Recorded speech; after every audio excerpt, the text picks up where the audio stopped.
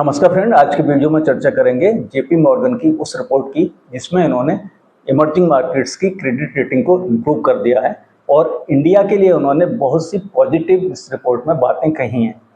Emerging markets के लिए उन्होंने अपनी रेटिंग में इम्प्रूवमेंट करके इसे न्यूट्रल से बढ़ाकर ओवरवेट कर दिया है। मीन्स कि जो ग्लोबल इन्वेस्टर्स हैं वो अब इमर्जिंग मार्केट्स में, जिसमें कि इंडिया टॉप मोस्ट है, इन्वेस्टमेंट के लिए जा सकते हैं। इसमें उनको एक कंजेनियल एटमॉस्फेयर मिलेगा इन्वेस्टमेंट के लिए। अपनी इस रिपोर्ट में उन्होंने यह भी कहा है कि इस सिचुएशन से इंडिया को सबसे ज़्यादा फायदा होगा, सबसे ज़्यादा इन्वेस्टमेंट इंडिया में आएगा, तो डेफिनेटली उनके शेयर मार्केट्स के लिए काफ़ी अच्छा होगा और उसमें शेयर मार्केट्स में काफ़ी तेज़ी की उम्मीद की जा सकती है।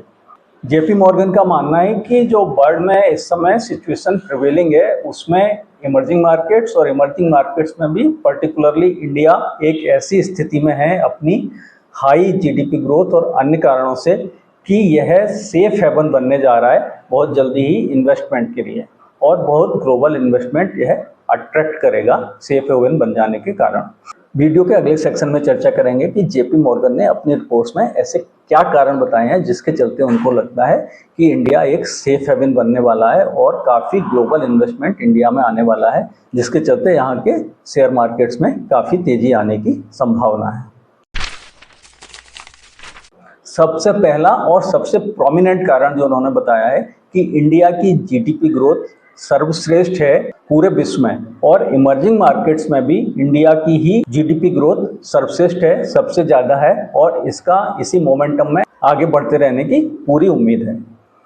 जाहिर है कि जिस देश में जीडीपी ग्रोथ अच्छी होती है उसमें कंपनीज भी अच्छा परफॉर्म करती हैं, उनके सेल्स और प्रॉफिट्स बढ़ते हैं, और उनकी परफॉर्मेंस के चलते, अच्छे सेल्स और प्रॉफिट के चलते उनके प्राइसेस भी बढ़ते हैं और ग्लोबल इन्वेस्टमेंट भी आता है उन देशों में जिनकी की जीडीपी ग्रोथ अच्छी चल रही है।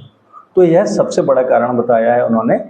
इंडिया में ग्लोबल इन्वेस्टमेंट आने का और इंडिया के एक सेफ हेवन बन जाने का इन्वेस्टमेंट के लिए। वह यह है कि इसकी जीडीपी ग्रोथ बहुत अच्छी है और आगे भी इसकी इसी तरह जीडीपी ग्रोथ होते रहने की संभावना है। दूसरा बड़ा कारण जो उन्होंने बताया है वह यह है कि जो दुनिया में ट्रेड टैरिफ वार चल रहा था पर्टिकुलरली अमेरिका और चीन के बीच में, और इंडिया के साथ भी अमेरिका ने काफ़ी टैरिफ्स बढ़ाए थे, वह अब ईजअप हो रहा है। जैसा कि आप जानते हैं कि 90 डेज का मोरेटोरियम मिला है, पॉज मिला है इंडिया को भी और चाइना को। पहले इंडिया को मिला, अब चाइना को भी मिल गया है, और 90 डेज तक इंडिया और अमेरिका और चाइना और अमेरिका के बीच में जो पुराने टैरिफ्स थे वो ही लागू रहेंगे, और जो टैरिफ काफ़ी बढ़ गए थे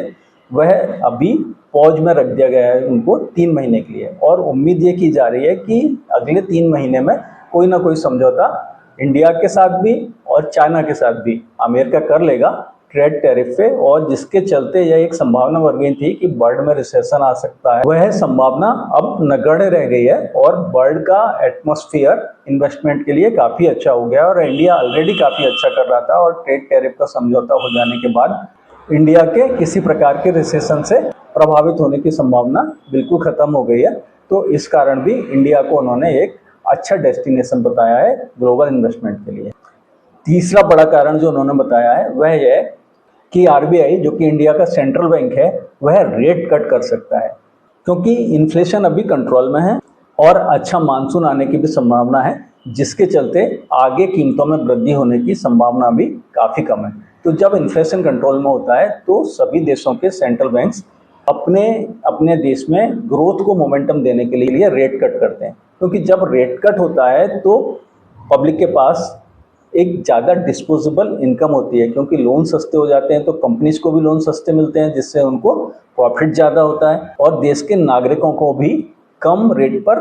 लोन मिल जाता है, जिसके चलते उनकी ईएमआई कम हो जाती है और उनकी डिस्पोजेबल इनकम बढ़ जाती है, जिसके कारण वह अधिक खर्चा करते हैं मार्केट में, अधिक परचेज करते हैं, अधिक बाइंग करते हैं, जिसके चलते भी कंपनियों को फ़ायदा होता है। तो जब भी रेट कट होता है किसी भी देश में तो उस देश के शेयर मार्केट्स में तेज़ी आती है, उसकी इकोनॉमी में तेज़ी आती है और ग्रोथ को फर्दर मोमेंटम मिलता है, तो इससे भी जीडीपी सुधार की काफ़ी अधिक संभावना है। चौथा जो बड़ा कारण उन्होंने बताया है वह यह है कि भारत में जो मानसून आने की संभावना है वह काफ़ी अच्छा मानसून रहने की संभावना है, जिसके चलते रूरल डिमांड में तेज़ी आएगी, और इंडिया का अभी भी काफ़ी हद तक रूरल डिमांड पर डिपेंड करता है इंडिया की इकोनॉमी। तो इस सब का कुल मिलाकर परिणाम यह होगा कि कंपनीज को ज़्यादा सेल मिलेगी, क्योंकि उनकी डिमांड में काफ़ी, उनके प्रोडक्ट्स की डिमांड में काफ़ी इम्प्रूवमेंट होगा अच्छी जीडीपी के चलते, रेट कट के चलते, जिसके कारण ज़्यादा डिस्पोजेबल इनकम होगी लोगों के हाथ में और वो ज़्यादा खर्च करेंगे, ज़्यादा चीज़ें खरीदेंगे तो डिमांड बढ़ेगी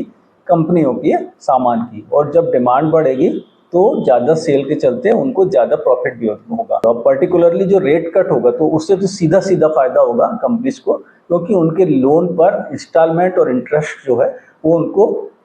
कम पे करना पड़ेगा, तो जो वो सीधा सीधा फायदा उनके प्रॉफिट को होगा, सीधा सीधा उनका नेट प्रॉफिट बढ़ेगा इससे। और जो अधिक सेल वो करेंगे उसके कारण भी उनका प्रॉफिट बढ़ेगा, क्योंकि उनका कॉस्ट तो कम हो जाएगा क्योंकि इंटरेस्ट कम देना पड़ रहा है, और उधर उनका सेल अधिक होगा, तो यह दोहरा फायदा होगा कंपनीज को, और जिसके चलते उनके रिजल्ट्स बहुत अच्छे आएंगे, कॉर्पोरेट अर्निंग्स बहुत अच्छी हो जाएंगी, बहुत ज़्यादा बढ़ जाएंगी, कंपनीज अच्छे रिजल्ट्स पोस्ट करेंगी, और इसके चलते इन्वेस्टर्स डोमेस्टिक भी और ग्लोबल इन्वेस्टर्स भी ज़्यादा परचेज करेंगे शेयर्स को इंडिया के मार्केट्स में।